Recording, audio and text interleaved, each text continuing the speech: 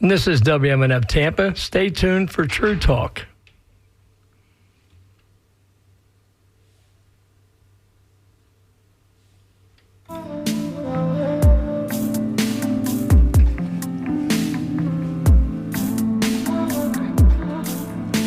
بالأمس حين مررت بالمقهى سمعتك يا عراق وكنت دورة أسطوانة هي دورة الأفلاك في عمري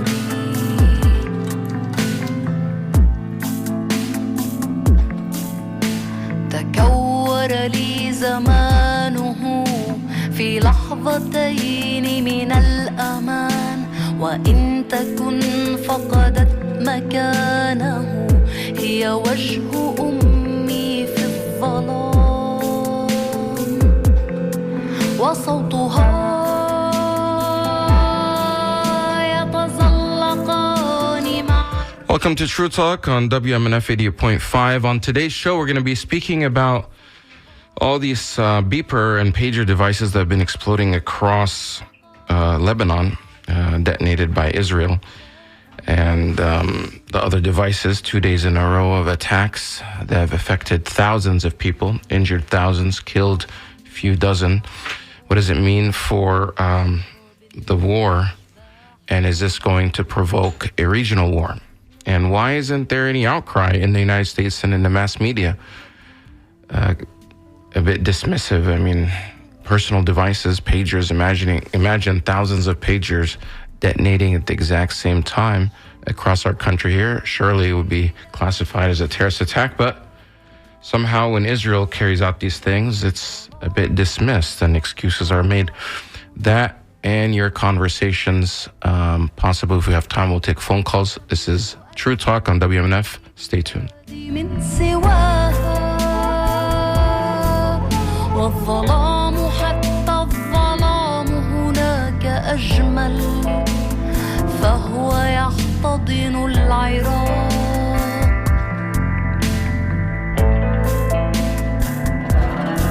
وحسرته متى أنام وحسرته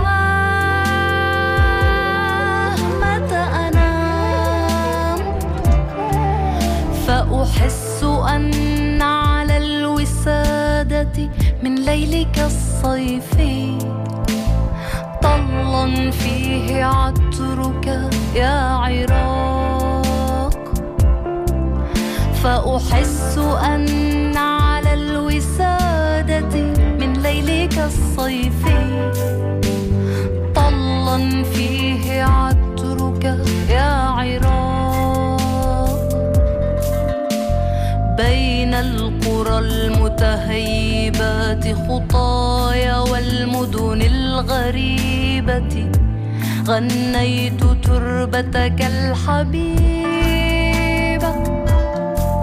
وحملتها فأنا المسيح يجر في المنفى صليبة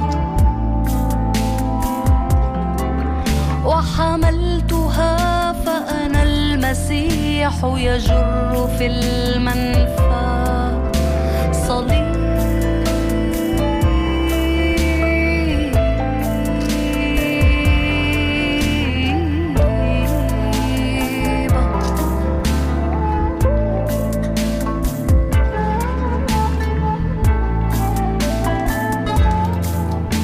الشمس أجمل في بلادي من سواها والظلام حتى الظلام هناك أجمل الشمس أجمل في بلادي من سواها والظلام حتى الظلام هناك أجمل فهو يحتضن العراق. Welcome back to True Talk on WMNF 88.5 with Ahmed and Samar. This is your global affairs show here produced at WMNF, focusing on the Middle East and the Muslim world. We've been doing this show since 2003, so 21 years. And I remember back then it was, we're talking about the war in Iraq, that invasion. We opposed the war then. We're opposing the war now. It's being carried out by Israel, if you want to call it that. It's really a genocide that's being carried out by Israel on Gaza. And now there's been kind of a simmering war happening between Israel and Lebanon, southern Lebanon, which all of a sudden escalated this week when on Tuesday, thousands of pagers, beepers, you remember those devices that you can just get messages from, text messages? They're using them in Lebanon to avoid being eavesdropped on by Israel, but by this group, Hezbollah, but other first responders and others, thousands of them. And thousands of them detonated at this exact same time on Tuesday. Then on Wednesday, more devices were also detonated, which included walkie-talkies. Some said iPhones even, and some had said solar panels. So some people that were actually attending funerals for people that died the previous day, while they're at the funeral, their walkie-talkies detonated, obviously causing a lot of tragedy, and people are afraid. People are afraid they're unplugging their devices, afraid that they can detonate at any time, spreading a lot of fear. Samar is joining me now from remotely, from an undisclosed location. Samar, you heard about these, welcome to the show, your show also. You heard about these devices detonating. What was your reaction? My reaction was almost as if I was watching a science fiction movie. You know how Mission Impossible, many, many years ago, Tom Cruise would be moving screens, like he has a clear screen and he's moving icons right and left. And we thought, what is he doing? And now it's something so available on our devices. But seriously, I never thought that somebody can do this to people, because there are medical staff, nurses who use these pagers in Lebanon. Mm-hmm. There are, my cousin works at the AUB, the American University of Beirut lab. So you can imagine thinking, my God, could her phone have exploded? Because it was her birthday, Ahmed, and all the cousins were sending her messages and we never heard back from her. Then her sister, who lives in Dubai, she said she has issues with her WhatsApp and that's why she's not answering. But for a moment there, I thought, oh my God, maybe my cousin uses pagers. And it's some nurses lost their limbs and their fingers, their arms. So the scale of it, you would think, and I saw also images, Ahmed, of people who were in supermarkets, right, or we were at vegetable stands, and there were women buying vegetables and young boys who were sent by their parents to buy vegetables. And then I didn't understand what was going on, but something simple, like not a very big explosion, but people were thrown on the floor and screams and screams. And to think that somebody can do that without really knowing that they are targeting an armed person or a civilian or a child or a nurse, you have to be diabolic. You have to be sick in the head to do that to other people. And as I always say, Ahmed, all this will backfire, because if this can happen to people, why can't those people and other people and copycats do that to any other one? Like, why can't Ukrainians do this? Right, they're setting a bad precedent. I mean, yeah, this is a horrible precedent. The very bad part of this is, I mean, they're trying to justify by saying, well, these are Hezbollah operatives, they're terrorists. Well, obviously, these were people that were shopping. They were taking their kids to school or picking them up. And they were, whether at the grocery store or sitting at home, they have children around. In fact, I think a number of children were killed. On Tuesday, 12 people were killed. 3,000 were injured. And on Wednesday, 20 people were killed. And also hundreds more were injured. And from my research, basically, the way that this had happened was that the group Hezbollah and people that work in first responders in southern Lebanon or in Lebanon decided to use these pagers as a way to communicate in a closed system. So that way, because they found out or they know that Israel's capable of spying or hacking their cell phones or smartphones. So this was an alternative, but somehow during the purchasing of these devices, the devices were somehow intercepted and whether either assembled in Hungary, because the company that makes it, which is a Taiwanese company, said we didn't actually assemble these. These were licensed to a company in Hungary. Turns out it's some sort of Mossad front, and somehow within the device itself, they implanted a few grams of explosives within the device with the battery. And the way that they detonate it, if the pager receives a specific text message, it detonates the device. It's like you said, it's something out of Mission Impossible. It reminds me of this show on Netflix called Black Mirror. Something so like dystopian in the future that something like this would happen. That some remote place, remotely can just detonate the device you have, and you know how everybody uses their devices. And what does that happen? They didn't just detonate randomly. They had to have received a message. And when the message was received, all these devices started ringing at the exact same time, which what happens when you receive a text message and your phone keeps beeping. You're wondering what was the text, who sent it to you. So everybody picked up their devices at the same time. So it's not like, that way they guarantee that somebody's actually holding it. And when they held their device, that's when it exploded. So some people, their device was, caused damage to their, stomach, their abdomen, or their legs, or wherever their phone or the device was being held. Many people lost their eyesight. It blew up in their face. And this is classic state-sponsored terrorism. This is terrorism. These were non-combatants. They're not fighting in the field where you can target them. They're not in an active operation. They're not attacking you. So what justification do they have to just launch this attack on people that are just going about their day? Does that mean it's a fair game for Israeli soldiers who are not fighting and are just simply at home with their families, taking a break or, between deployments, that now they're fair to attack anytime, anywhere?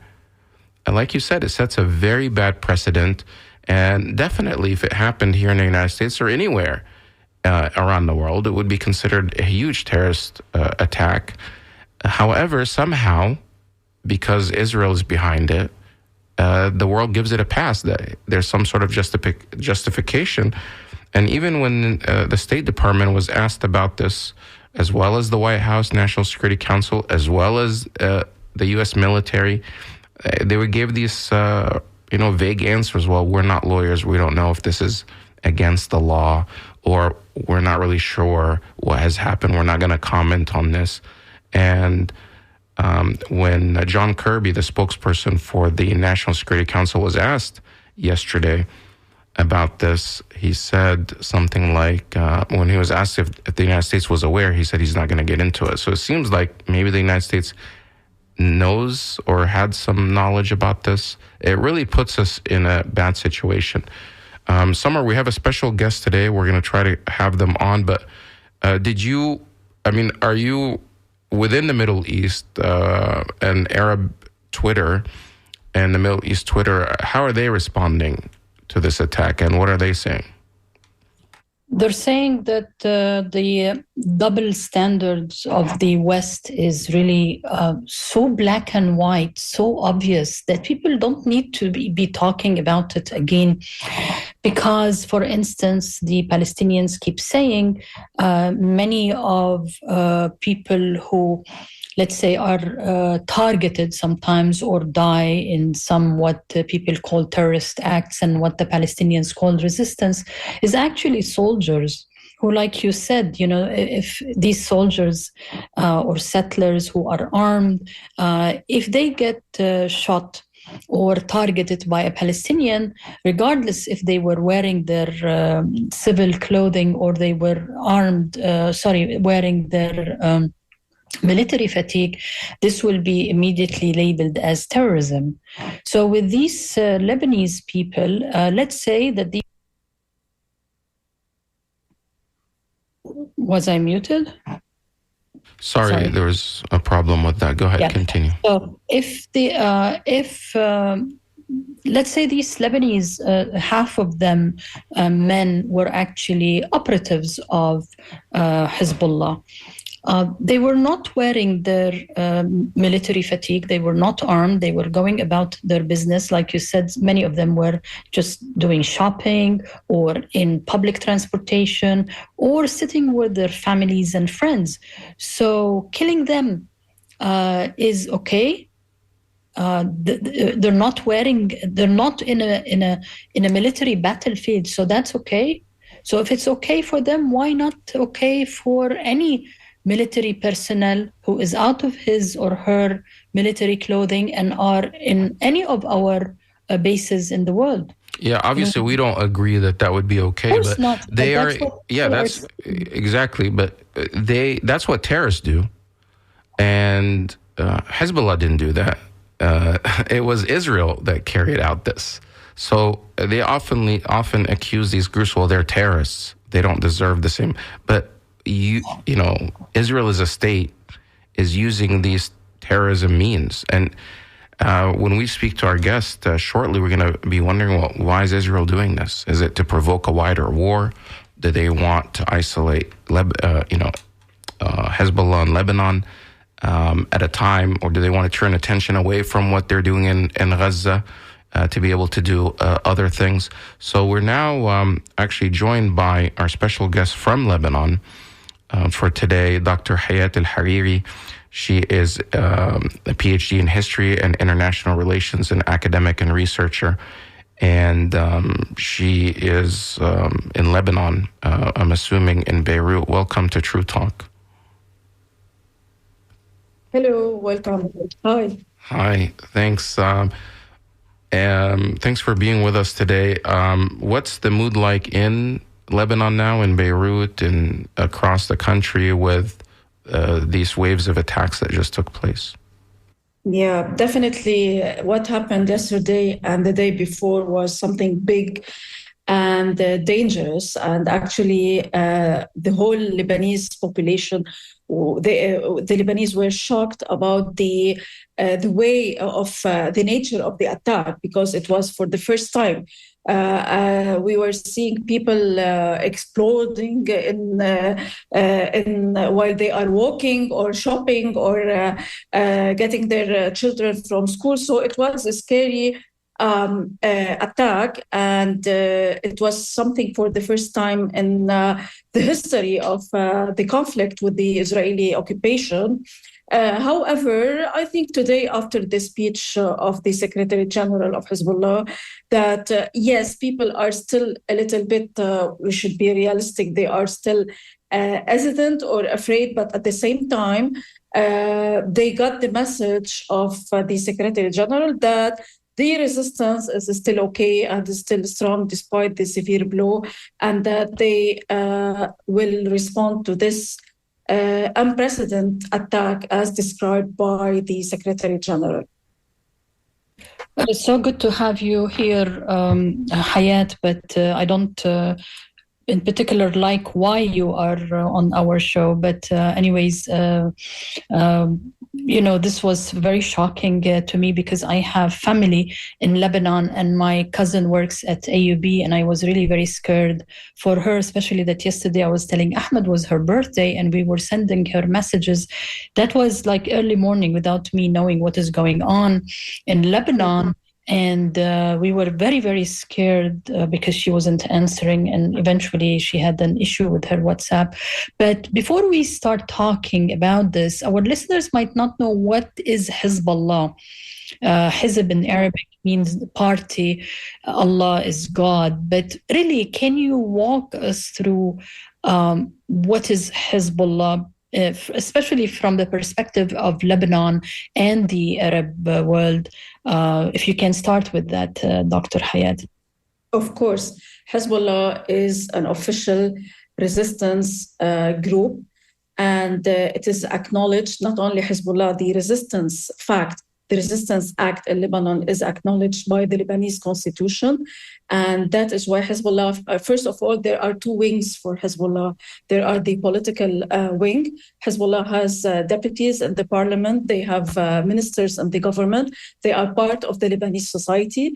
And also the other wing, which is the military wing, and it was established in 1985 as the result of the Israeli occupation to Lebanon and as the result of the Israeli atrocities. And through time, the Lebanese constitution acknowledged the military operations of Hezbollah and any other Lebanese group as part of the resistance against the Israeli occupation. And actually, this does not contradict also the international law. We know that when you have an occupied territory or atrocities or assaults or any attack from a foreign occupation, the act of resistance is legitimate. And that is why, in contrast to all the propaganda against this group is formed by Lebanese people. The fighters of Hezbollah, they are inhabitants of the cities and villages in the south.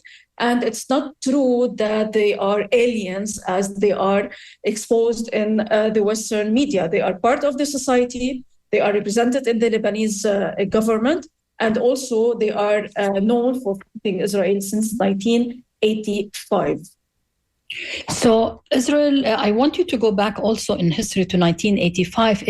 Elaborate a little bit. What did Israel do and how long it stayed in Lebanon and how did that affect the livelihood of Lebanese people, especially in terms of infrastructure, and how eventually Israel withdrew? Of course. Actually, the Israeli atrocities in Lebanon started long before 1989. The official Israeli occupation to Lebanon started in 1982 when they occupied Beirut and Saida first. And by the way, I'm talking now from Saida and other parts of the south until the borders with occupied Palestine. However, we can talk historically about Israeli atrocities long before 1982. Since 1948, there had been attacks and assaults against the Lebanese people living at the borders with on the borders with Palestine. In 1978, also Lebanon received a severe attack from the Israeli forces. The official occupation of Lebanon, and when the Israelis came and settled in parts of Lebanon, it started in 1982.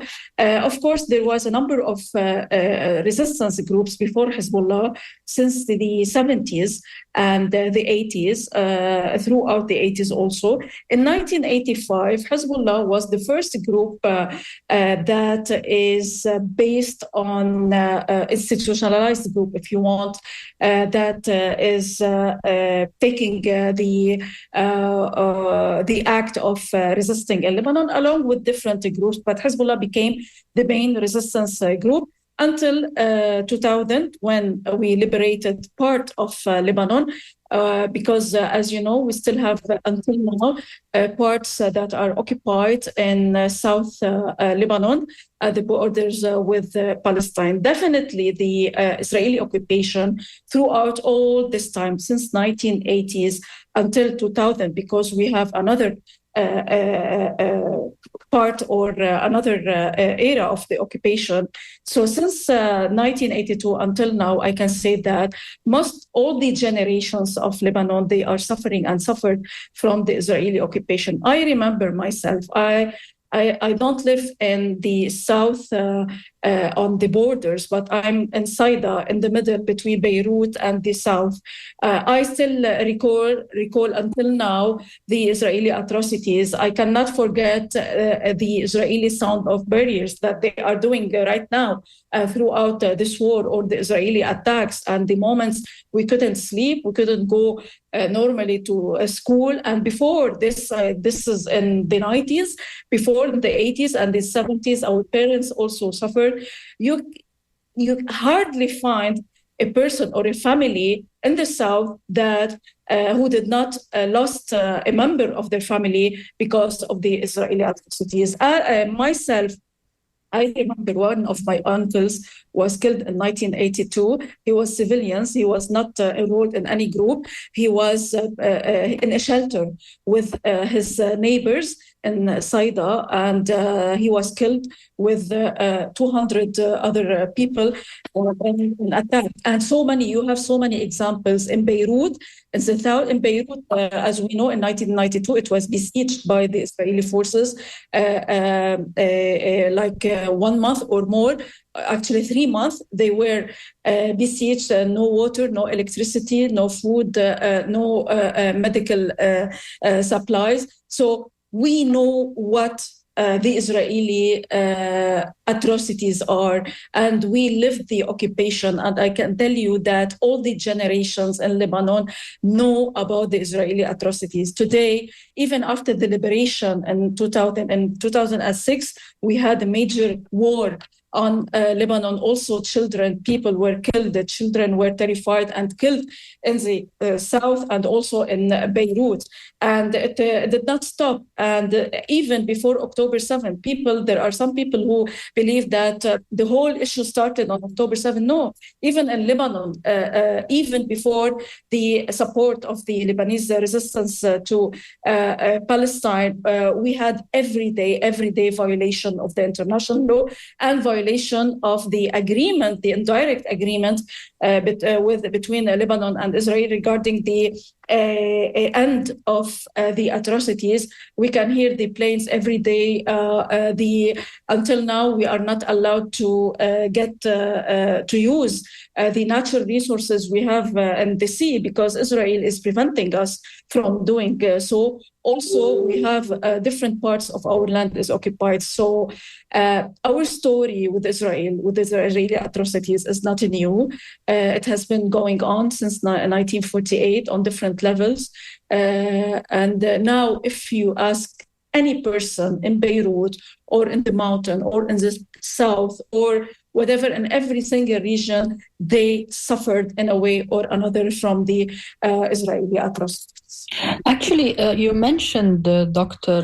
Hayat, that there are many militia or different, let's say, resistance groups in Lebanon, at least during the 1985 invasion and the years that lasted. And actually, but maybe the labeling of Hezbollah has something to do, and I'm asking you this question, is it because they do have a religious kind of, I don't want to say ideology, but like they stem their ideas, like the religious people. If we look at the leader of Hezbollah, he wears the religious attire of a religious imam or a sheikh or a religious person. Yeah.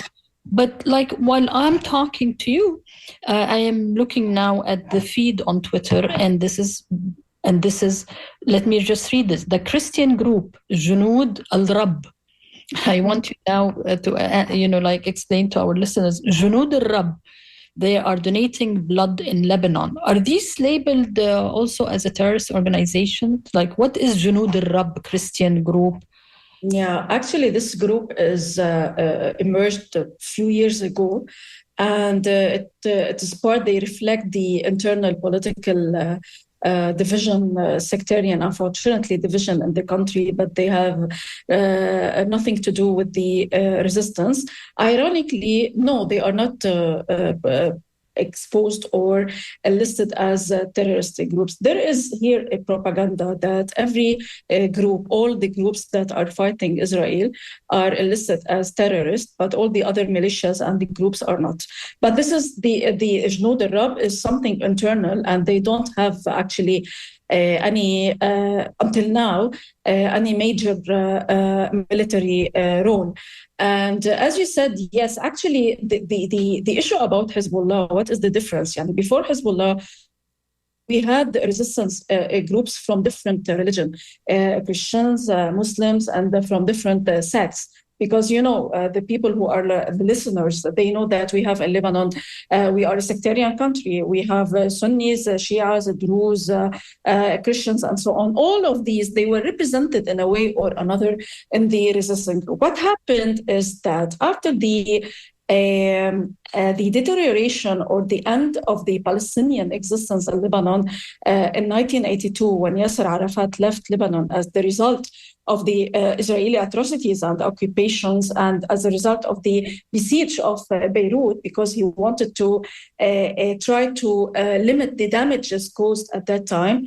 So there was a compromise that after he leaves, the Israeli occupation will withdraw from Beirut and settle in the south. So after there were a severe blow at that time to the resistance movements, and people were feeling as if they are lost at the battle, although the Israelis withdraw from Beirut itself as a result of the fighting of these groups, but they did not have the power that Hezbollah has today and had before. What is different about Hezbollah is that it is an institutionalized movement. It has an ideology, yes, and this is one of the characteristics of this movement and why it is still able to succeed until now, because they have institutions and not, if you want, spontaneous movements like the previous ones or like the ones that we witnessed throughout the Lebanese history. Even now, we have different groups, by the way, not only Hezbollah.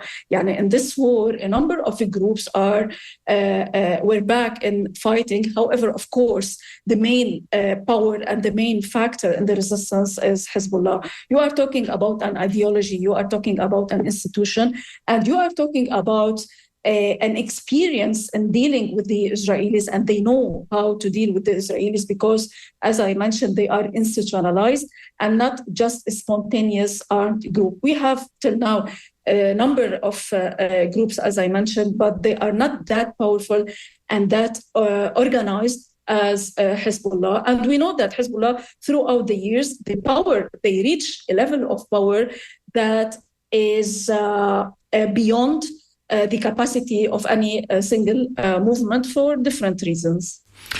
If you're just joining us, this is True Talk on WMNF 88.5. You can email us at truetalk@wmnf.org. We're speaking with Dr. Hayat El-Hariri. She is a PhD of history and international relations, an academic and a researcher. She's in Lebanon right now, in Beirut. And as we speak, Israeli warplanes are buzzing Beirut, breaking the sound barrier with their jets. They timed their, just imagine these fighter jets that are, come flying lower than normal to just make this sonic boom to terrify the people. They timed it at the same time as the leader of Hezbollah, Hassan Nasrallah, was giving a much anticipated speech in reaction to 2 days of what's being called as the pager and device attack, mass attack that targeted thousands of pagers. These are like communication devices that were already rigged with explosives and that blew up simultaneously while so many people were holding their devices in their hands. They got a specific text message. They went to read the device and boom, it exploded. In the meantime, Israelis are celebrating this. They're making videos on TikTok, making fun of the Lebanese people that were attacked. The United States has been silent. Very few people in the West are actually condemning it. But the question I want to ask you is, why did Israel carry out this attack? Is it what do you think their intention is, and what are people in Lebanon thinking that they want to do? Okay, first of all, I just want to say that every day we see these sound barriers, by the way, not only today. Okay. In the morning, there was also, and each time it's really strong and heavy.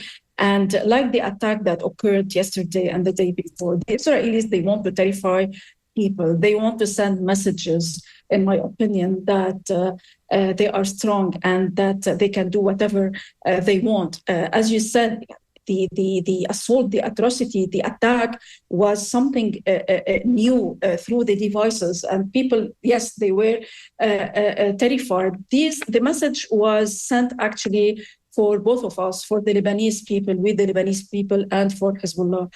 For the Lebanese people, and especially the supporters of Hezbollah, that the community of Hezbollah, that to tell them that they are not safe, and to tell that for the Lebanese population also, that to terrorize them, to terrify them. And actually, this is a psychological part of it, is a psychological attack. And also to Hezbollah, because the Israelis think that by doing this, they are exercising more pressure on Hezbollah in order to withdraw from the south. And in their opinion, by this, they can end the military operation and bring back the settlers to their settlements.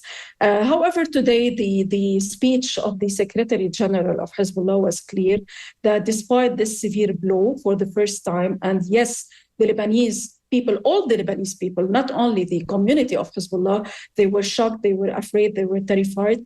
However, despite this, the resistance in Lebanon will keep supporting Gaza.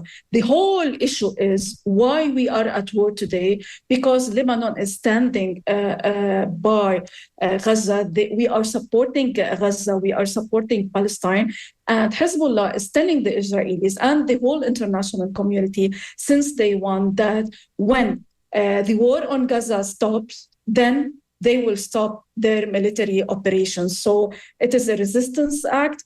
And it is self-defense because, as I mentioned before, we are living under the Israeli atrocities long before 7 October and since 1948 until now on different levels. So they did this to send us messages that we are uncovered and that they are superior. We know that they are in technology superior, but also we know that this act of terror, because it is an act of terror, actually is against all the conventions.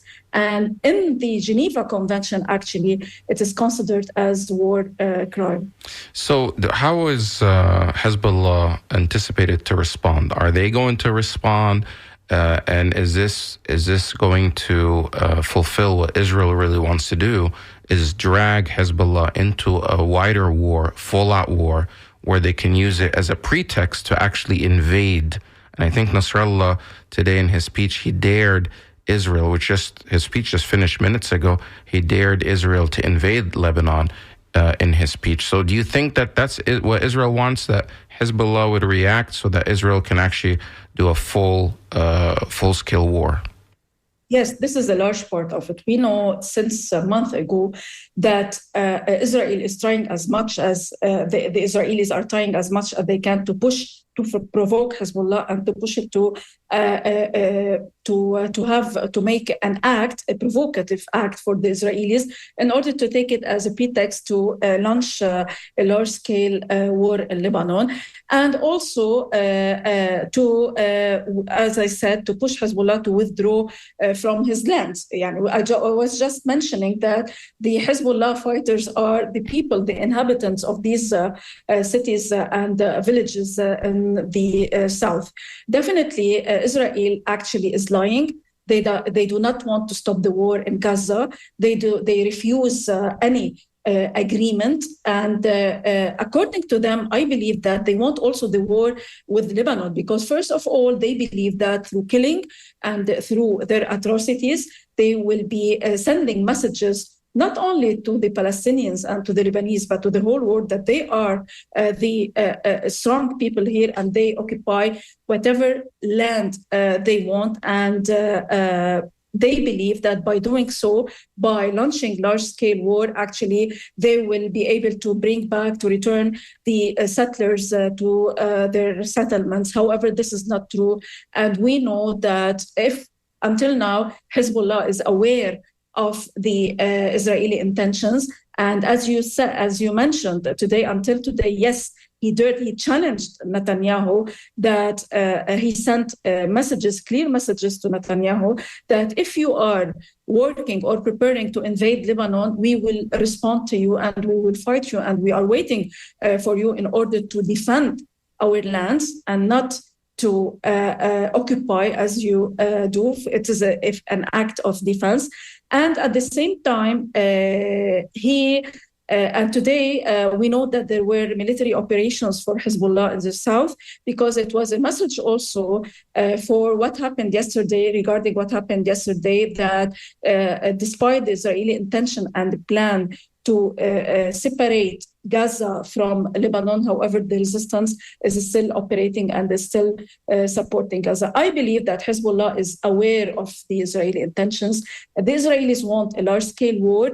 Actually, they cannot live but through wars and killing and occupation. Until now, Hezbollah is being rational.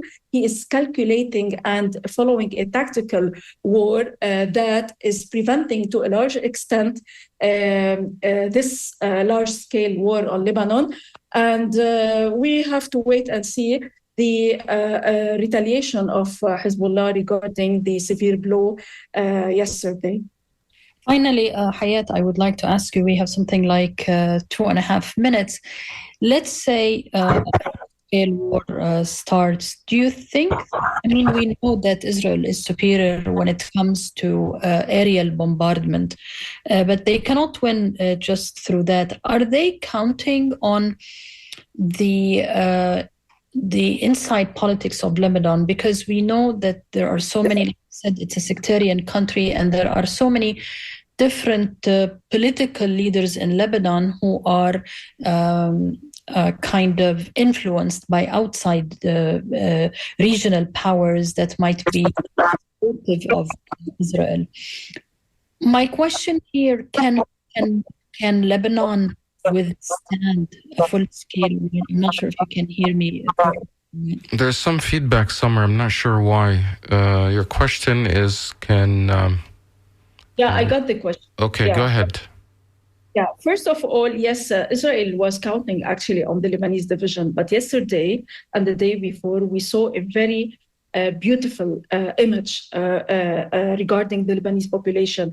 People now are united. The Lebanese, despite their differences, despite their political disputes, we saw yesterday how we were supporting each other, and people were donating from different sects and different backgrounds, and supporting the people who got injured, the injuries. So despite the attempt to use or to benefit from the division and weakness in the Lebanese state. However, we are seeing that the Lebanese government, the Lebanese population, and the resistance, we all have one stand, that whenever it comes to Israeli atrocities against us, against our land, we will defend it, and we will put our disputes aside. As for Lebanon, whether we can bear a large-scale war, we know that we have collapsed economic situation, difficult economic situation. But I guess that we are trying to manage as much as I can preparing ourselves. And I believe that Hezbollah is trying to prevent, for this reason, also a large-scale war. And I hope that it will not happen. Thank you, Dr. Al-Hayat Al-Harir, for joining us, and hope to have you again. Stay safe there, and be careful, because attack can happen anywhere. So hope to have you back on again. Thanks so much. That was Dr. Hanan Al-Hariri joining us live from Beirut, Lebanon. And I mean, a lot is happening. Imagine you're sitting there and you're hearing Israeli fighter jets above you and sonic booms and devices are blowing up all around. 3,000 pagers and walkie-talkies and others. So people are, I don't know how things are going to be moving forward. Even getting on airplanes now are, a lot of airlines have stopped their flights to Israel. And I'm just wondering now, like people going to conferences and conventions, what are they going to do with their devices? Because any device can now be possibly rigged with explosives. If Israel is able to interrupt the supply chain and insert their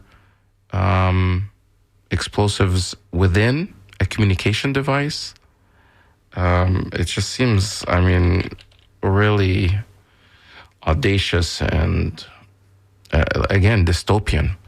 We're going to take your phone calls in a little bit. You can call us at 813-239-9663. 813-239-9663. You can also email your comments to dj@wmnf.org. If you're listening to this after our show aired live, like on our podcast or in the archives at wmnf.org, you can email us at truetalk@wmnf.org. So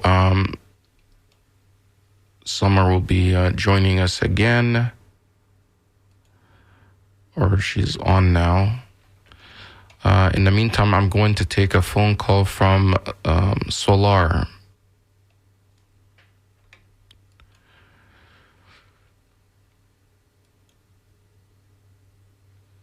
Okay. Solar, you're on True Talk. Go ahead. Yes. I've been listening to your program. Yeah. Since 2003.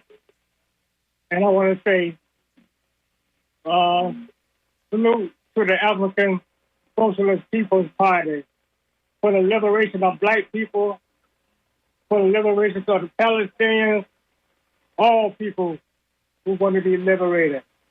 And I recall when Gangster was after Samar Arian head, the Socialist Party invited Samar Arian over to come and speak at the Uhuru House, so he could speak on the behalf of the liberation of his people. So I just want to recall that. Thank you, Solar, for calling in and that the Uhuru need everyone support who believe in liberation of their people. Right. We've been, WMNF has been covering what's happened with the Uhuru movement in St. Petersburg and the trial that took place here in Tampa, the federal trial of, what many people are saying was a form of injustice. But thank you for calling in for that. I also want to take a call from Paul in Valerico. Paul, go ahead. Paul, you're on True Talk. Go ahead. Thank you. I just want to make a quick comment. I do think the underlying methodology of the Israelis here is to expand the war to the extent that it draws the United States into the war as combatant.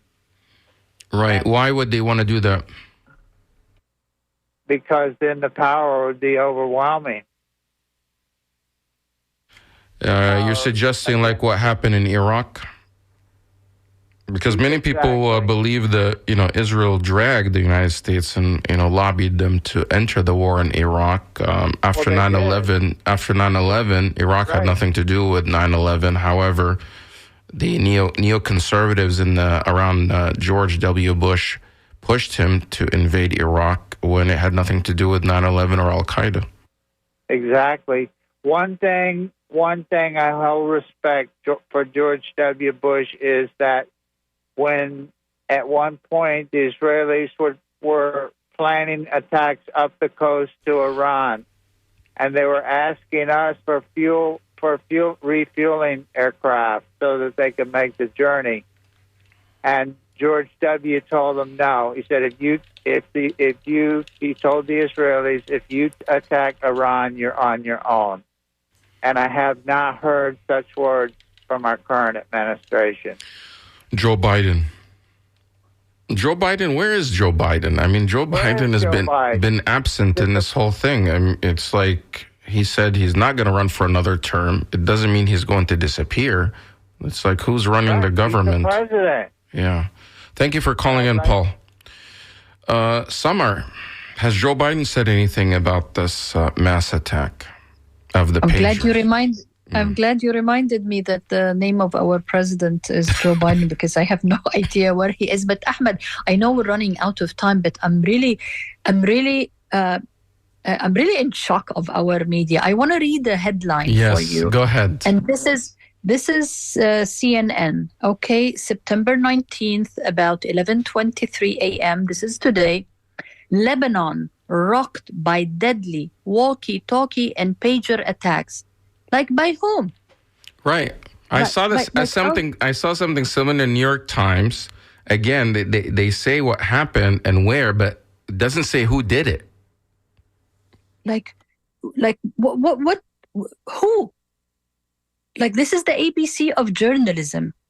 Now, let me show you how the New York Times is using acrobatic language in the English language in order not to say civilians died. Is it cryptic? And here is cryptic? Yeah, let me quote. With so many people wounded, ambulances crawled through the streets and hospitals were so soon overwhelmed.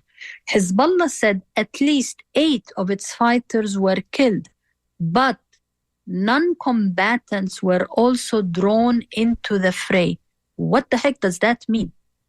Non-combatants aren't those like civilians, like the 2 kids who died and the several women and nurses and the physicians who were hurt? Like, why are they so afraid of telling facts? What just happened? This cover-up is unbelievable. Is really, truly, people need to be asking questions. Why? Right. I think they're trying to keep the American people in the dark because it's obvious. I mean, somebody that hears this story, that thousands of electronic devices, pagers, phones, walkie-talkies blowing up in people's hands, just while they're just going about their daily life, is something that's scary to everyone, and no one can justify it. But somehow, the media here is refusing to point the finger outright. Yeah, you'll see it within in the fine print, but not in the headline. It will say, well, Israel denies or hasn't said anything. But they did confirm that off the record, or somebody off the record in the United States government did confirm that to, I forgot which media outlet, that the Israelis did admit to the United States government that they're behind the attack. So they've confirmed that to the United States government, but oftentimes they just find our elected officials and government spokespeople, whether at the White House or the State Department or the Department of Defense, doing PR cover-up for the Israelis when they're questioned. They're just, if Israel, if Russia carried out a similar attack, there would be swift condemnation right away. However, we don't see the same thing. I have time for one phone call. We're going to go to Eva from Brandon. Eva, go ahead. Hello? Yes, you're on the air. Go ahead. Thank you. Thank you for taking my call. I happen to be off today and listening to the program. And I just want to say that if every adult on this planet took a DNA test, they would realize that we are all one people. Right. And that perhaps this would stop, because it needs to stop. Yeah. This needs to stop. And so my prayer is peace for all. Thank you, Eva.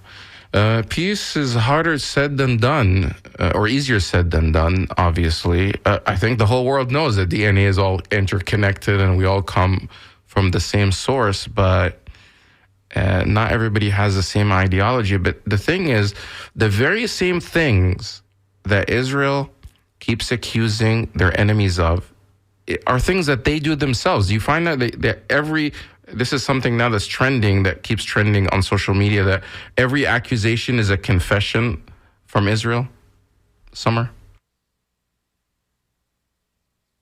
Yes, Ahmed, and in regards of what you said, I think the one of the I can't remember if it was the Minister of War in Israel. I can't remember what they call it. He tweeted about the attacks and then he erased it. Yeah, they keep doing that. They keep admitting these things. So the scoop is up next. We're going to play the scoop, which is produced here locally at WMNF, which our news department is very proud of and wants you to listen to. So that's going to be coming up. We're out of time. Every week, every day, it's actually every hour, there are new things developing. I don't know what we're going to hear about this afternoon or tomorrow or the next week, but we can't forget about what's happening in Gaza. The genocide there has to end. It can end with one phone call by our White House. So put pressure on your officials to do so. This is WMNF Tampa. Have a great week.